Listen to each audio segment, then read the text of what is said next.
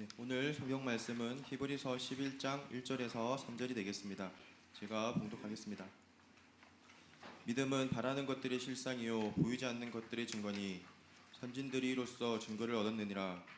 믿음으로 모든 세계가 하나님의 말씀으로 지은 줄을 우리가 아나니 보이는 것은 나타난 것으로 말미암아 된 것이 아니니라. 아멘. 담임 목사님께서 믿음 하나님의 축복의 선물이라는 제목으로 말씀 전하시겠습니다. 반갑습니다. 참 좋으신 우리 주님의 은총과 평강이 예배 자리에 나오신 모든 분들 위해 함께하시길 축원드립니다. 오늘은 본 성덕교회 48주년 창립 기념일입니다. 48살이 됩니까? 네. 앞에 이제 케이크 준비되어 있는데 어떻게 초를 48개 꽂아야 되나요? 어떻게? 예. 오늘 케이크까지 준비해 주셨네요. 빨리 예배 마치고 이 케이크를 먹고 싶습니다. 지금까지 본 성도교회를 인도해 주신 에베네셀 하나님께 감사드립니다. 앞으로도 본 성도교회가 하나님의 말씀을 전파하고 또 찬양하고 그리스도인을 양육하는 통로가 되게 하시고 성령의 은혜가 충만한 그리스도의 몸된 교회가 되길 주님의 이름으로 축원드립니다. 오늘 제48주년 창립 기념주일을 맞이하여 믿음에 대해서 다시금 생각해보고자 합니다. 왜냐하면은 이 믿음 없이는 이 교회는 존재할 수 없기 때문입니다. 우리가 같은 믿음에 서 있기 때문에 지금 각기 다른 생각을 하고 있고 각기 다른 삶을 추구하고 있지만은 이 교회가 존립할 수 있는 것입니다. 그래서 이제 믿음에 대해서 오늘 생각해 보고자 하는데 우리가 말하는 이 기독교적 믿음, 하나님을 믿는 믿음, 예수 그리스도를 믿는 믿음, 성령의 임재를 믿는 믿음은 과학적으로는 설명할 수 없습니다. 설명은 할 수 있겠지만은 증명할 수는 없습니다. 그렇다고 해서 우리는 믿음이 잘못되었다고 할 수도 없는 것입니다. 왜냐하면 이 과학이라는 것은 세상의 모든 것을 증명할 수 있는 것이 아니기 때문입니다. 단지 가이드라인 역할 정도는 할 수 있을 것입니다. 이 역사상에서 기독교를 충격에 빠뜨린 세 가지 사건이 있다고 합니다. 첫째는 뭘까요? 지금도 많은 논란이 일어나고 있는데 진화론입니다. 다윈의 진화론. 이제 진화론이 극단적으로 가면은 이제 사람의 조상이 원숭이다 이렇게 되는 거죠. 그랬을 때 과연 교회가 이걸 받아들일 수 있는가? 받아들일 수가 없죠. 교회는 하나님의 형상으로 창조된 존재인데 원숭이 유인원이 인간의 조상이 될 수 없는 것입니다. 그래서 다윈의 진화론이 교회에서는 상당한 충격을 줬고 빠뜨렸습니다. 두 번째가 뭘까요? 지동설. 예, 끝에 말하려고 했는데 먼저 맞춰버렸네요. 그럼 세 번째가 뭘까요? 세 번째는 이제 프로이트의 정신분석학에서 신은 인간의 심리가 만들어냈다. 그러니까 신은 실제로 존재하는 것이 아니라 허구다. 인간이 자신의 보호 본능을 위해서 심리적으로 하나님을 만들어냈을 뿐이다. 이게 이제 기독교에 큰 충격을 안겨줬던 그 세 가지 사건이라고 합니다.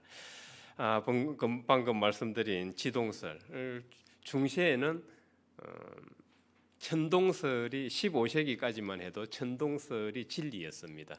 태양이 지구 주위를 돈다고 생각을 했습니다. 그러나 코페르니쿠스가 이제 지동설을 발견하게 되면서 지동설을 주장을 하게 되었고 갈릴레가 이제 천체 만환경으로 지구가 태양 주위를 돈다는 것을 관측하게 되면서 코페르니쿠스의 지동설을 지지하게 됩니다. 그러다 어떻게 되죠? 가톨릭 종교 재판에 해부되고 갈릴레오 갈릴레이가 이제 재판을 받게 됩니다. 재판을 받게 되는데 이제 급박을 하게 되죠. 갈릴레오 갈릴레이는 가톨릭에서 양성하는 그런 인재입니다. 학자고. 그런데 이게 괘씸하게 이게 지금 가톨릭에서 진리라고 주장하는 천동설을 부정하고 지동설을 주장하다니. 그래서 종교 재판에서 이제 급박을 받고 이제 지동설 지지를 철회하게 됩니다. 그러나 문 밖을 나갈 때 뭐라 그러죠? 그래도 지구는 돈다. 이런 말을 했는지 안 했는지는 아직 명확하지는 않습니다. 나중에 뒤에 어떤 후세 사가가 그걸 그랬다고 얘기를 해서 이 얘기가 지금까지 퍼졌을 뿐입니다. 아마도 그랬을 개연성은 충분하다고 봅니다. 과학자로서의 그런 양심을 가지고 있었을 것으로 보기 때문이죠. 아무튼 이렇게 과학은 이제 중세 15세기까지만 해도 이 천동설이 진리였는데 이제 지동설이 나오면서 16세기 지동설이 나오면서 과학의 패러다임이 바뀌게 되는 거예요. 그래서 이 과학이라는 것이 지금 우주에 일어나는 모든 현상을 다 설명할 수 없다는 겁니다.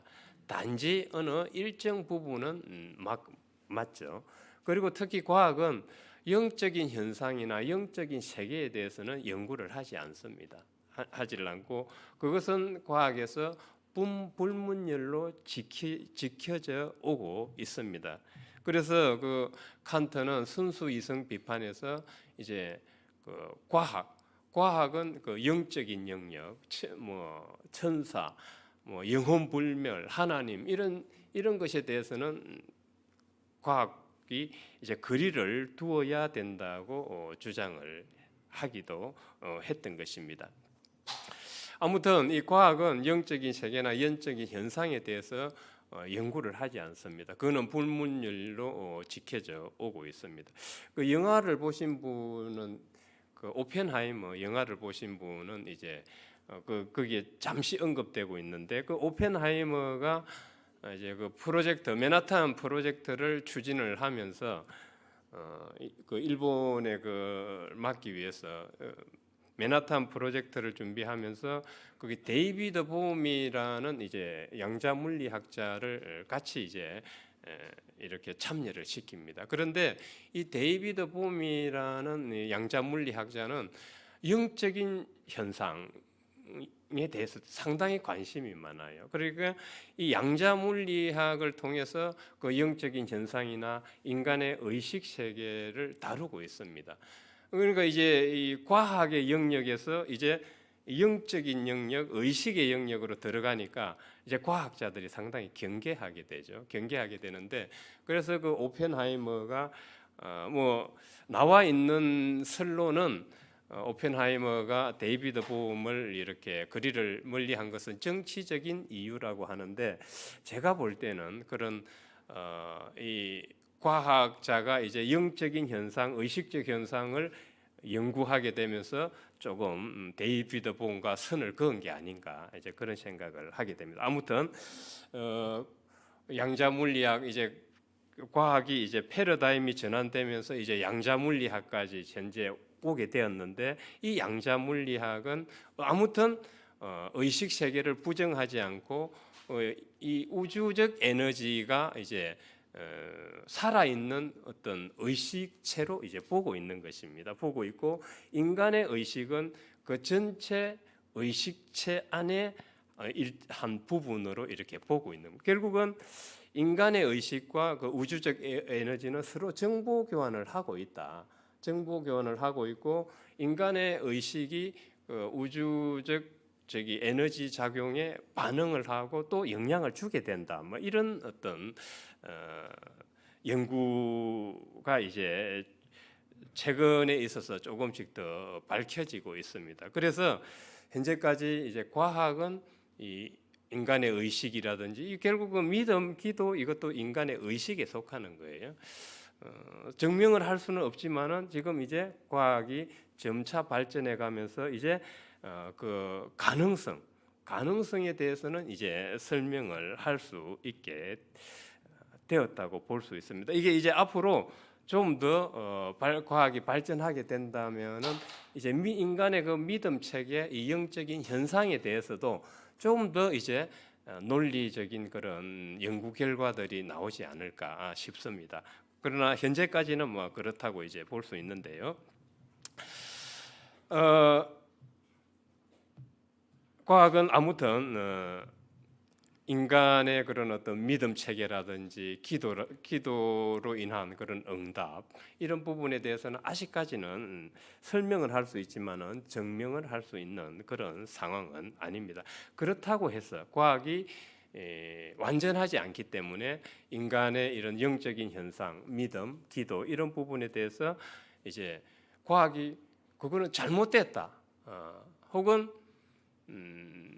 그는 믿음이라는 것은 존재하지 않는다, 이렇게 말해서는 안 될 것이라고 저는 생각을 합니다. 단지 과학은 거기에 대해서 연구가 부족하다, 이렇게 설명하는 것이 맞지 않을까. 그러니까 현재 나와 있는 연구 성과로 그 종교적 진리라든지 믿음 체계라든지 기도라든지 이런 것을 없다고 이렇게 부정을 하게 되는 것은 옳지 않다, 저는 그렇게 생각을 하고 있습니다. 현재로선 과학이 우리의 믿음을 증명할 수는 없는 것은 사실입니다. 어느 정도 설명은 할 수는 있지만, 그렇지만은 과학이 우리의 믿음 체계를 설명할 수 없다 할지라도 인류가 존재하는 그 순간부터 믿음 체계, 이 믿음은 계속 전해져 왔고 전수되어 내려왔습니다. 그래서 히브리서 기자는 오늘 성경 말씀에 보면은 믿음의 조상들을 언급하고 있습니다. 믿음의 조상들을 언급하고 있는데 그 믿음의 조상들을 보면은 이제 쭉 거슬러 올라가면은 아담의 아들이 나와요. 누구죠? 아벨이 나옵니다. 지금 그 다음에 에녹이 나옵니다. 에녹은 지금 상체 도교적으로 본다면 우화등선했다, 이렇게 볼 수 있어요. 죽지 않았어요. 산채로 하나님으로부터 끌어올림을 받게 된 거예요. 그 에녹, 그다음에 노아, 아브라함, 이삭, 야곱, 요셉, 모세 등등, 이분들은 히브리서 기자가 언급하고 있는 이 인물, 성경적 인물들은 다 믿음의 조상들이고 선진들입니다. 이분들이 이제 가지고 있던 그 믿음이 이제 예수님 시대, 신약 시대까지 이어져 내려왔고, 예수님은 그 인류 시작부터 전해져 오는 그 믿음을 정말 이제 실제적으로 존재하고 있다는 것을, 그 믿음의 실체를 몸으로 증명해 내셨다고 우리는 볼 수가 있습니다. 다시 말해서 예수님은 하나님이 인간의 몸을 입고 이 세상에, 그러니까 물질을 입고 이 세상에 오신 분이고, 또 부활을 십자가에 죽으시고 믿음으로 부활을 하셨는데 그 부활체는 역시 물질을 입으신 분이라는 거죠. 우리가 성경을 읽어보면은 예수님이 부활하신 후에 제자들과 뭘 먹어요? 생선 토막을 구워 먹고 제자들과 같이 떡을 나누어 먹습니다. 그러니까 이것은 성경의 기록적으로 볼 때 예수님의 부활체는 몸을 입고 있었다는 것이죠. 그러니까 이 믿음의 실체라는 것은 우리는 예수님을 통해서 하나님을 믿게 되잖아요. 결국은 이제 예수님을 통해서 하나님을 알게 되고 믿게 됐는데, 예수님은 몸소 이제 그 믿음은 실제로 존재한다는 것을, 이전부터 내려온다는 것을 결정적으로 십자가와 부활을 통해서 증거하셨던 분이다. 우리는 이렇게 볼 수가 있습니다. 그래서 예수님의 십자가와 부활은 그냥 허황된 얘기가 아니고 뜬구름 잡는 얘기는 아닙니다. 역사에서 사실적으로 일어난 일입니다. 하나님께서 인간들을 위해서 눈물을 흘리시고 하나님도 고난을 받으신다는 것을 보여주셨고, 부활을 통해 하나님에 대한 믿음은 유효하다는 것은, 그러니까 예수님이 죽음을 이기시고 부활을 하셨는데 우리도 그 예수님을 통해서 죽음을 이기고 부활할 수 있다는 것을 보여주셨던 것입니다. 그러니까 믿음의 실체는 유효하다는 것입니다. 그래서 예수님을 통해서 예수님 이후 세대의 믿음은 이제 그 이전 세대보다 새로운 활기와 생기를 가지게 되었습니다. 다시 말해서 현실에서 인간과 함께 하셨던 하나님의 아들 예수 그리스도는 십자가에 죽었었지만은 하나님 아버지에 대한 믿음으로 부활을 할 수 있다는 것을 증명하셨다는 것입니다. 그래서 이것은 우리가 예수 그리스도를 통해서 하나님과 연결될 수 있고 우리의 영혼도 부활할 수 있다는 것을 보여주셨던 것입니다.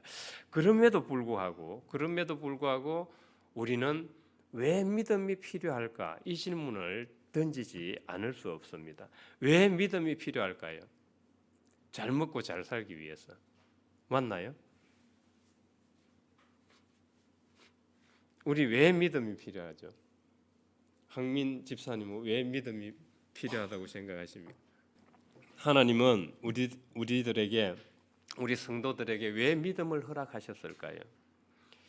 이에 대한 저의 대답은 이것입니다. 믿음은 하나님이 하나님의 형상으로 창조된 존재를 찾으시는 방법입니다. 사실상 생각을 해보십시오. 우리가 하나님과 하나 될 수 있는 방법이 뭘까요? 하나님 가만히 있으면 하나님과 하나가 될까요? 물론 우리는 하나님 안에 살고 있기 때문에 그렇죠. 그러나 우리의 의식이 그걸 느낄 수 있는 것은 믿음이에요. 우리가 의식으로 하나님과 하나됨을 느낄 수 있는 것은 믿음으로 그게 가능합니다. 믿음으로.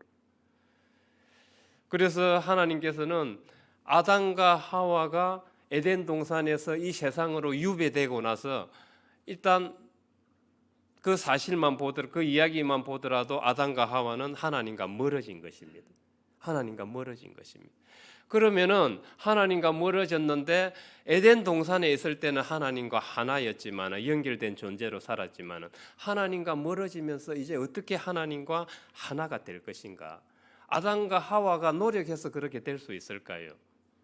하나님은 감사하게도 아담과 하와를 버리시지 않으시고 믿음을 통해서 다시금 하나님과 연결되도록 해주신 것입니다. 그걸 잘 알았던 사람들이 믿음의 선진들, 아벨이고 에녹이고 노아고 아브라함이고 이삭이고 모세이었던 것입니다. 그래서 에베소서 2장 8절을 보면 이렇게 말씀하고 계십니다. 너희는 그 은혜에 의하여 믿음으로 말미암아 구원을 받았으니 이것은 너희에게 난 것이 아니요 하나님의 선물이라. 그러니까 믿음이 내가 믿어서 믿은 것 같은데 실제로는 그렇지 않다는 거예요.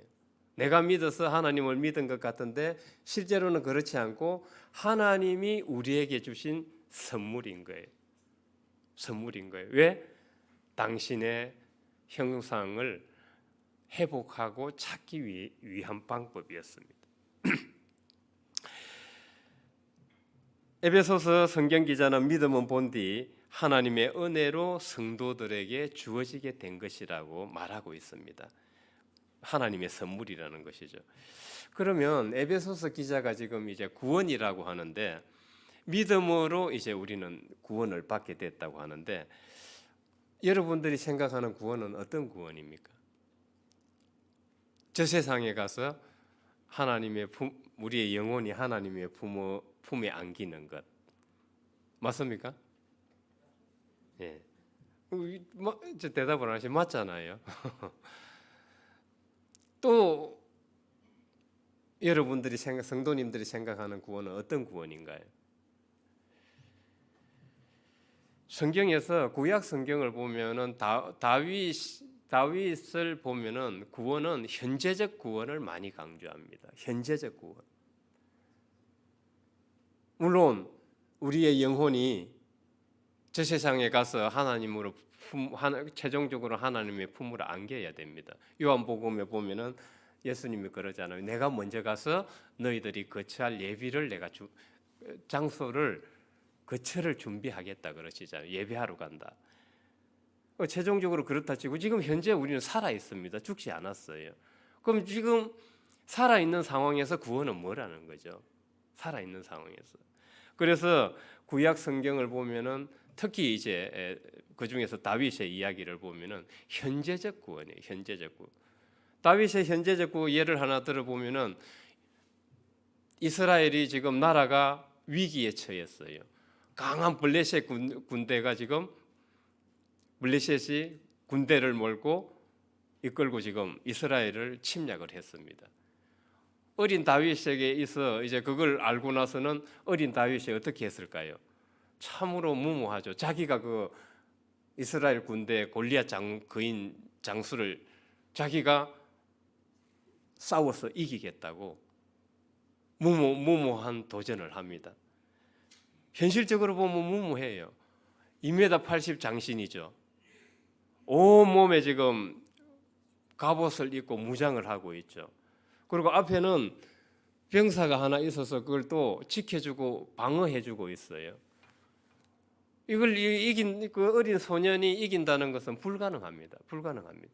그런데 그 다윗이 하나님만 믿고 무모하게 도전을 해서 어쨌든 이깁니다. 어쨌든 이겨요.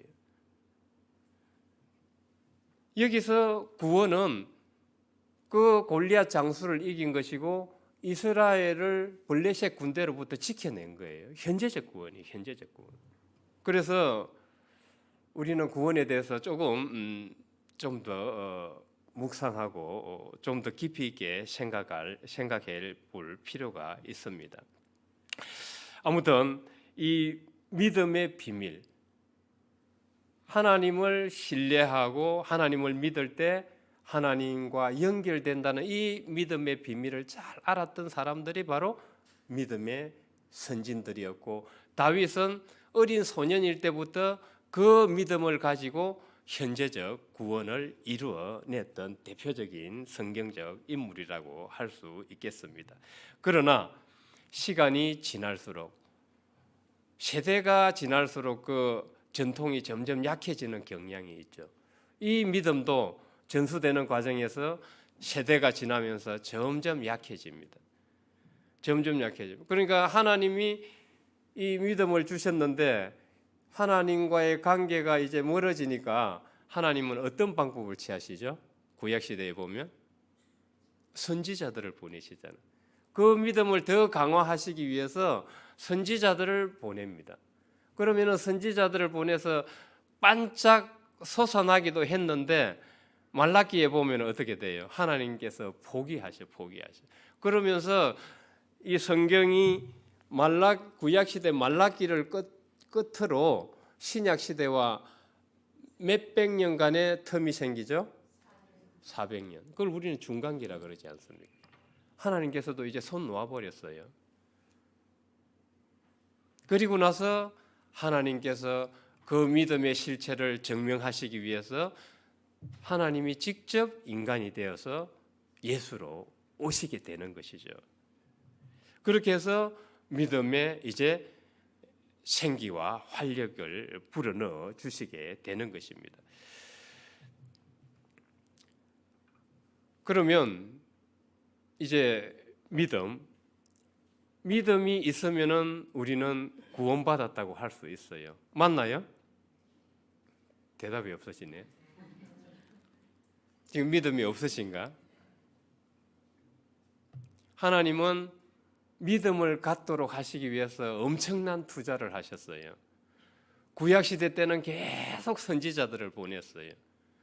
하나님과의 연결을 위해서. 신약시대는 하나님이 직접 인간이 되어 오셔서 십자가를 지시고 죽으시고 부활을 하셔서 계속 믿음을 갖도록 하셨어요. 하나님께서 엄청난 투자를 하신 거 맞죠? 맞습니다. 그러면은 이 엄청난 투자를 하셨는데 우리가 그 하나님이 투자하신 그 믿음을 우리가 갖게 된다면 구원을 가진 게 맞나요? 네. 이젠 좀 얘기가 좀 되는 것 같아요. 그래도 여전히 아직 이게 긴가민가한데 그러고 있는 분들이 있는 것 같습니다.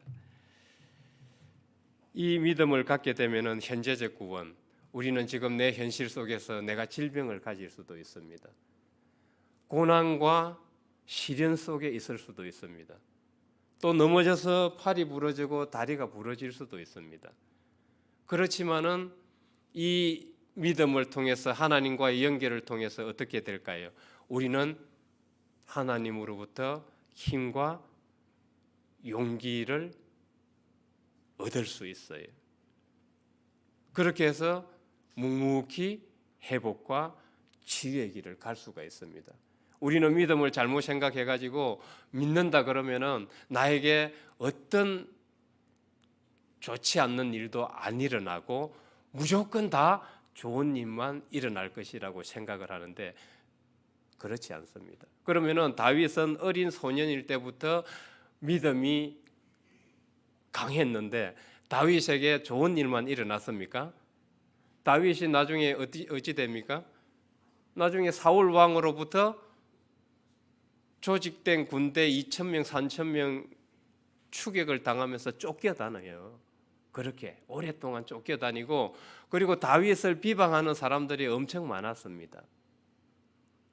그렇게 어려움과 역경 속에서 있으면서도 다윗은 그 믿음을 통해서 하나님으로부터 내가 안전하고 평안하다는 고백을 시편 2편에서 하고 있어요. 그 다윗이 평안하고 안전하다는 말은 내가 어려움이 없다는 말이 아니에요. 믿음 속에서 시련과 역경을 하나님의 도움을 받아서 극복한다 이 소리예요. 이게 현재적 구원이에요. 그래서 우리는 믿음에 대해서 조금 더 깊이 생각을 해야 될 것입니다. 그래서 이 믿음이 없으면 심판인 거예요. 이 믿음이 없으면 그냥 될 대로 되라죠. 뭐 될 대로 되라예요. 아무 바람도 소원도 없는 겁니다. 그래서 우리 인간이 믿음을 가진다고 생각을 하겠지만은 근원적으로 본다면은 믿음은 하나님께로부터 온 하나님의 선물이고 축복입니다. 하나님께서는 이 믿음을 주시기 위해서 구약 시대 때부터 어마어마한 투자를 하셨고 신약 시대 때는 하나님이 직접 인간이 되어 오셔서 십자가 지시고 부활을 하셔서 그 믿음의 실체를 증거를 하시고 이걸 보고 나를 따라오고 믿음을 가지라고 하셨던 것입니다. 그래서 우리가 하나님을 믿는다고 하지만 사실상 이 믿음 속에는 부활하신 후에 계신 성령이 인도하고 계셔요. 제가 설교 때 가끔 얘기를 하지만 우리가 기도한다는 그 자체가 하나님께 기도한다는 자체가 뭐라 그랬죠? 성령께서 현현하셔서 기도하시는 거라 그랬습니다. 내가 기도하는 것 같지만 그건 로마서에 잘 나와 있어요. 사도 바울이 내가 너희들은 기도할 바를 알지 못하지만 하나님 성령께서 말할 수 없는 탄식으로 우리를 대신해서 기도하시는데 하나님께서는 그 성령의 기도를 들으신다 이렇게 되어 있어요. 그러니까 우리가 기도하는 것이 그 같은데 실제로는 성령의 현현이라고 보시면 됩니다. 마찬가지로 믿음도 우리가 믿음을 가진 것 같은데 하나님께서 성령으로 그 가운데 하나님과 연결되도록 인도해주고 계신다는 사실입니다. 이것을 알아야 이제 우리는 믿음에 대해서 믿으면 구원받는다 그 말을 진짜 이해할 수 있어요. 그렇죠? 그렇지 않으면 믿으면 구원받는다는 아주 식상한 진부한 이야기가 되고 말 것입니다. 그래서 우리가 전도를 한다는 것도 이렇게 보면은 실제로 우리 힘으로 하는 게 아니죠. 우리가 믿음이 있으니까 전도를 하는데 우리 이 믿음이 하나님으로부터 주어진 것이잖아요. 그러니까 전도를 한다는 것도 우리 힘으로 하는 게 아닌 거예요. 사실상 아이고 누가 그러더라고 제가 뭐 선교부장을 맡는데 뭐 제가 능력이 있어서 하겠습니까? 지금 계신 분을 두고 하는 게 아닙니다. 다른 분 어떤 분들이 그렇게 얘기를 해요. 우리 능력으로 그래 얼마나 하겠어요? 얼마나 하겠습니까? 얼마나 하겠습니까? 이성적으로 한번 따져 보십시오. 내가 이제 전도할 사람 지금 명단을 이렇게 성교부에 제출했어요. 이성적으로 따져 봅니다. 아, 이 사람 교회에서 상처받았던 사람이야. 그리고 이 사람 현실적으로는 완전 이성적인 사람이고 종교심이 전혀 없는 사람이야. 아, 이 사람이 이성적으로 따져보면 도저히 전도될 사람 아니야. 그러면은 우리가 이성적으로 따졌을 때 전도될 수 있는 사람이 몇 사람이나 될까요? 몇 사람이나 될 것 같아요? 이성적으로 따지면 전도될 사람 거의 없어요. 그러면은 하나님께서 우리가 하나님과 연결되는 그런 믿음이 있기 때문에 전도를 하게 되는데 이 전도를 한다는 이 자체도 우리 힘이 아닌 거예요. 실제로는 성령께서 인도하셔서 우리가 전도를 하게 되는 겁니다. 그래서 우리가 전도를 할 때 너무 이성적으로 이 합리적 이성은 실제로 우리가 이 세상을 살아가는 데는 좋아요. 유리합니다. 이 세상을 살아가는 데는 필요해요. 그러나 신앙적 신앙과 충돌을 일으켰을 때는 좀 문제가 있어요. 제가 그렇다고 해서 이성적으로 살지 말라는 얘기는 아닙니다. 키에르케고르 예를 하나 들어볼게요. 키에르케고르는 실존주의 철학자로 유명하죠. 그런데 그가 이런 말을 했어요. 종교적 문제, 신앙적 문제에 봉착했을 때 신앙적으로 판단을 할 것이냐, 합리적 이성적으로 판단할 것이냐 했을 때 자신은 신앙적 판단을 하겠다. 그걸 신앙의 도약이라고 해요. 신앙의 도약. 합리적 이성으로는 신앙의 본질에 도달할 수 없다는 거예요. 믿음의 본질에 도달할 수 없다는 거예요. 때문에 신앙적인 문제는 신앙적으로 접근을 해야 되고 신앙적으로 판단을 해야 되고 그렇게 해서 신앙적 도약을 해야 된다고 합니다. 이것은 그의 개인적인 신앙이지만 그만큼 합리적 신앙에서 합리적 이성만 내세울 때는 신앙의 본질을 흐릴 수 있다는 것을 잘 말해주고 있는 것이죠. 그래서 제가 합리적 이성을 지키지 말라는 게 아니고 불필요하다는 말도 아닙니다. 우리는 신앙과 이성을 잘 조화시켜야 되고 균형과 조화를 맞춰야 된다는 이야기입니다. 하나님은 하나님의 형상을 가진 자들을 찾기 위해서 우리 인간에게 믿음을 허락하셨습니다. 믿음의 선물은 우리 삶에 실제로는 엄청난 축복을 가져옵니다. 그렇다고 해서 복권을 사면 1등 당첨된다는 말은 아닙니다. 우리가 어떤 상황에 놓여 있을지라도 하나님과 연결되어 있다는 이 힘과 용기가 대단한 힘을 우리에게 불어넣어 준다는 사실입니다. 청소부로 산다고 할지라도 내가 성도라면은 청소부로 산다고 할지라도 나는 어떻게 하나님의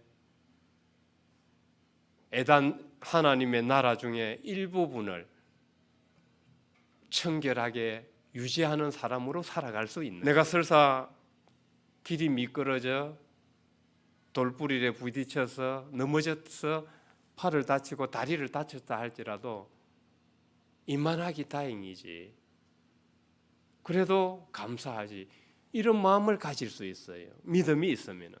내가 좀 전에 길에서 넘어져서 이 팔을 다친 분하고 통화를 했습니다. 그래서 저는 상당히 걱정을 하고 통화를 했어요. 이분이 믿음이 떨어지면 어떻게 할까? 그런데 기우였어요. 기우. 얼마나 목소리가 밝은지 몰라요.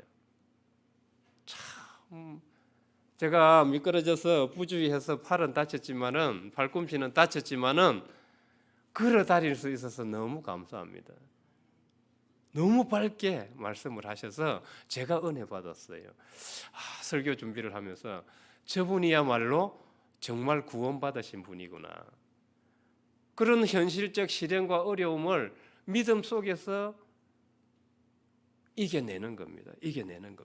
그리고 치유와 회복의 길을 가는 겁니다. 이게 현재적 구원이 아닐까요? 우리는 너무 완성만 생각하는 것 아닐까요? 그리고 만나를 준비하시는 분들 늘 그냥 뭐 아이고 힘들어 허리도 아프고 막 어디 다리도 아픈데 오늘도 내가 이 몇백 명을 위해서 만나를 준비해야 되나 이런 생각을 가지고 만나를 준비한다면 그 삶이 피곤할까요? 어떨까요? 오래 못 버티겠죠. 오래 못 버팁니다. 정신은 생명의 본질이에요. 정신은 누가 홍종기 박사가 그랬어요. 정신은 생명의 본질인데 정신의 의미 부여가 되지 않으면 금세 떨어져요. 약해집니다. 왜 만나를 준비하더라도 내가 하나님의 자녀들에게 정말 맛있는 만나를 공급을 하고 영양물을 충족시켜서 하나님의 잘 믿고 신앙 활동을 잘 하도록 하겠다는 그런 의미 부여를 한다면 그 만나 준비가 정말 행복할 거예요. 이게 믿음입니다. 그래서 우리는 이제 믿음에 대해서 새로운 인식이 필요합니다.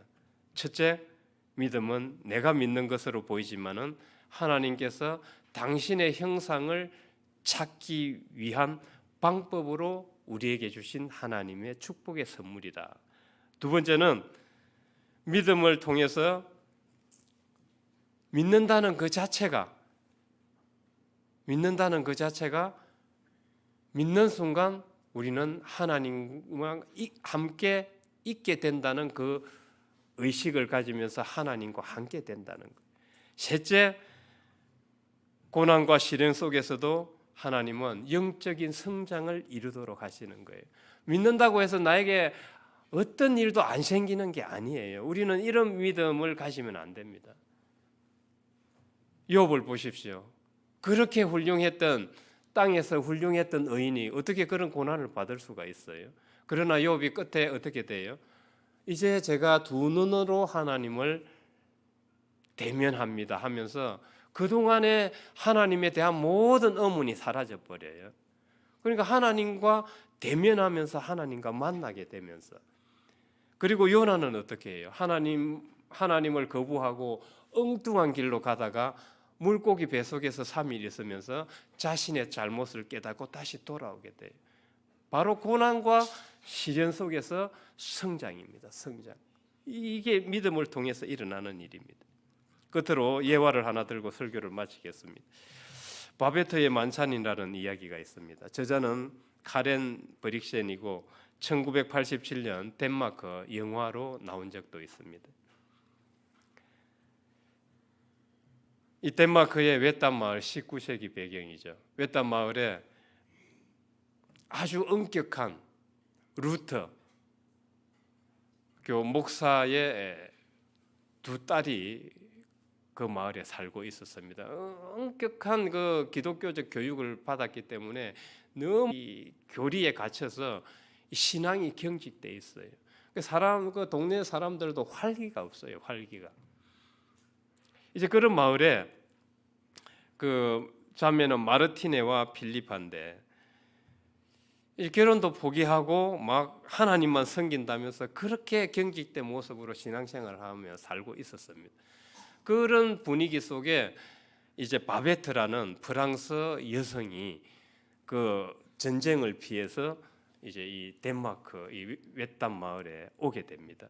그래서 그 두 자매의 도움을 받아서 그 마을에 정착하게 돼요. 정착하게 되는데 이제 그 두 자매가 이제 그 바베트라는 여성을 이제 또 도와주니까 그 바베트라는 여성이 그 집에서 이제 하녀라 그래야 되나 뭐라 그래야 되나 아무튼 생활부 살림을 도맡아 하면서 밥도 해주고 반찬도 해주고 청소도 해주는 그런 역할을 하게 됩니다. 14년 동안 아무 불평불만 없이 자기를 도와준 그 두 자매를 위해서 헌신하고 봉사를 합니다. 어느 날 이 바베트가 로또 복권에 당첨된 거예요. 1만 프랑. 그래서 그 돈을 19세기니까 얼마나 큽니까? 그 돈을 이제 가지고 프랑스에서 가장 고급 요리 재료들 하고 고급 포도주를 가져옵니다. 가져와서 이제 그 두 자매한테 허락을 받아야 되지 않습니까? 물어봐요. 내가 이것으로 이 마을에 그 이제 요리사거든요. 프랑스 셰프예요. 만찬을 베풀려고 하는데 어떻습니까? 이제 이 금욕적이고 율법주의 교육을 받아가지고 이거 허락이 안 되잖아요. 어디 비싼 요리를 먹으면서 즐길 수가 있어? 안 되지. 그렇게 이제 두 자매가 생각을 하고 있다가 결국은 마지못해서 동의를 하게 돼요. 동의를 하면서 그 바베트가 이제 그 1만 프랑을 다 풀어가지고 그 두 자매를 포함해서 그 동네 사람들을 만찬에 초청을 합니다.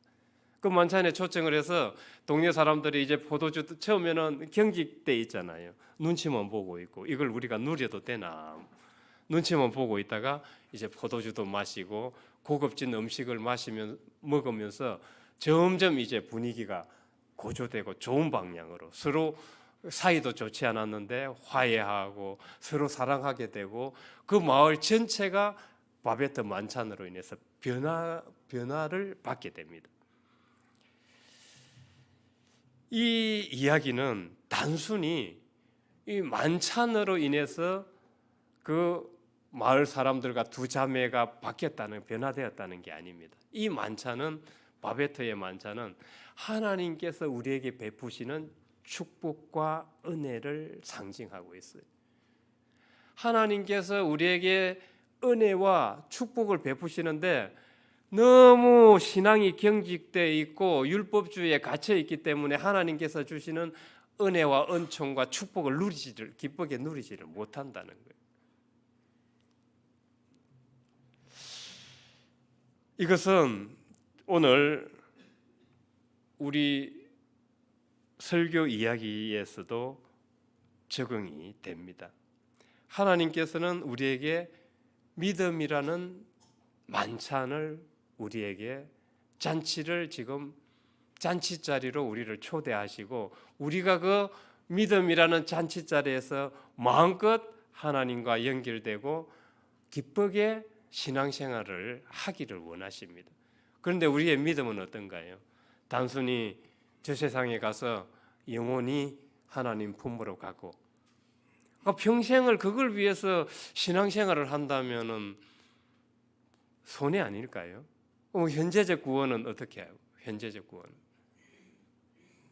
그리고 현재에 내가 믿게 되면 하나님을 믿게 되면은 나에게는 어떤 일도 나쁜 일도 발생하지 않는다. 이런 믿음 체계를 가지고 간다면은 하나님께서 우리에게 베푸신 믿음의 만찬, 믿음의 잔치 자리에서 우리가 기쁘게 누릴 수 있을까요? 우리는 하나님께서 베푸신 이 믿음의 만찬, 믿음의 잔치를 기쁘게 누리기 위해서는 몇 가지 우리의 실천이 필요합니다. 믿음은 어디에서 난다 그랬죠? 믿음은 들음에서 나는데 그 들음은 그리스도의 말씀으로 말미암았다. 우리는 예배에 잘 참석해서 찬양하고 기도하고 설교를 잘 들어야 돼요. 그리고 말씀 나눔을 잘 해야 됩니다. 믿음은 들음에서 납니다.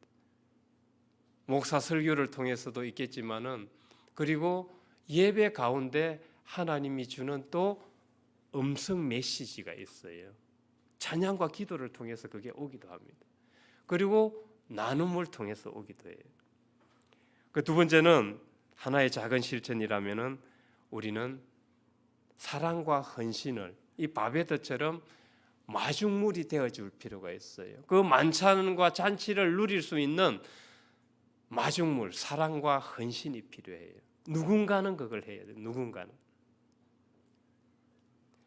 이기숙 권사님 어제 신방 갔는데 그런 말을 해서 제가 상당히 인상 깊었어요. 형제들 중에 좋아할 수 없고 이해할 수 없는 분들이 있대요. 그럼 어떻게 해야 돼요? 좋아할 수도 없고 이해할 수도 없으면 어떻게 해야 돼요? 좋아할 수도 없고 이해할 수도 없으면 그리스도의 마음으로 사랑할 수는 있다는 거예요. 그렇게 할 수 있겠습니까? 그렇게 할 수 있겠습니까? 네. 그래서 하나님께서 우리에게 허락하신 축복의 선물, 믿음의 잔치자리에서 마음껏 누리며 은혜와 기쁨을 나누는 저와 모두가 되시길 주의 이름으로 축원드립니다.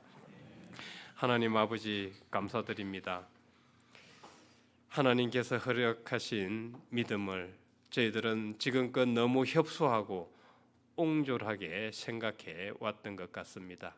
이제 하나님께서 허락하신 믿음은 바로 하나님께서 당신의 형상으로 창조된 존재를 찾기 위함에 있었고, 그 믿음은 바로 우리에게 주어졌는데 하나님과 연결되는 방법이었음을 저희들은 보게 되었습니다.